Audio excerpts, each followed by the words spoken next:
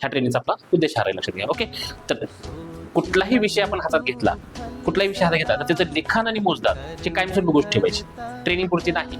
बाहेर गेल्यानंतर सकाळी तुम्ही बाहेर मार्केटला पडता, ओके, सकाळी सरासरी 9-8 दरम्यान, सरासरी 8:30 दरम्यान बाहेर पडलं पाहिजे असं. ओके, डॉक्टर अवेलेबल असो नाही तर नसतो, मेडिकलवाले अवेलेबल असतात.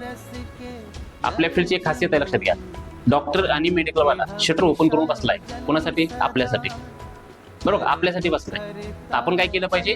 त्या व्यक्तीबरोबर आपण त्या पद्धतीने कामकाज केलं पाहिजे. सकाळ लवकर गेलं तर काय होईल? तर प्रत्येकाचा चांगला मूड असतो, नियोजन असतं चांगल्या पद्धतीनं, तर समोरच्या व्यक्ती नाही बोलू शकत नाही. आपण त्या पद्धतीने जर त्याच्यावर फोकस केला, काही सकाळ आपण काही त्यांचं वेलकम केलं, चहा पाजला किंवा अशा पद्धतीने आपण जर कामकाज केलं, तर समोरचा व्यक्ती तुमच्याबरोबर जॉईन होण्यासाठी मदत होईल तुम्हाला. ओके, काही गोष्टी, काही ट्रिक मी तुम्हाला देईन. या गोष्टीचा जर वापर केला तर तुम्हाला नक्की त्याचा बेनिफिट चांगल्या पद्धतीने होईल. त्याचा पर डे वापर करायचा आहे. जे आज नोटबुक आहे तुमच्याकडे ठेवणार आहे, ओके, हे काही मी भरून घेणार नाही, हे तुम्हालाच नोटबुक आहे. याच्यामध्ये मी जसं मला सरांना माझी चर्चा झाली, याच्यामध्ये मला कळालं की तुम्ही सगळे फ्रेशर आहात, म्हणून याच्यामध्ये मी बऱ्यापैकी डाटा ह्या नोटबुकमध्ये मी काय केलंय, भरून दिलेलं आहे. बाकीच्या कंपन्यांना माझं सगळं प्लेन असतं, फक्त चित्र असतं, बाकीचं काहीच नसतं.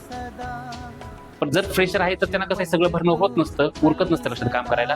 म्हणून मी काय केलं, यातला 90% डेटा भरून दिलेला आहे. 90%, फक्त 10% तुम्हाला लिहायचं आहे.